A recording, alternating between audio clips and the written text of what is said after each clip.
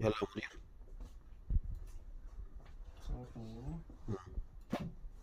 طيب انت عندك بضاعة أهو. امال ايه حكاية الاسعار؟ طبعا ما بقاش حد النهارده كله عارف الاسعار، مش محتاجين ان احنا نبرر الاسعار، كله عارف ان الاسعار، معظم الناس وقفت شغل.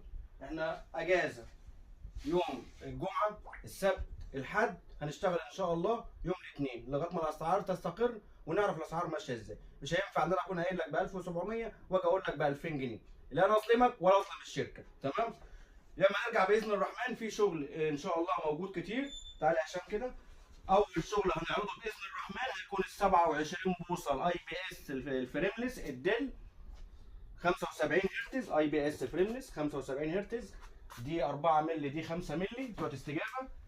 9 ار جي بي 99%، نتسك 72%، فيهم مخارج اتش دي ام اي وفيجا. الاصدارات 2020.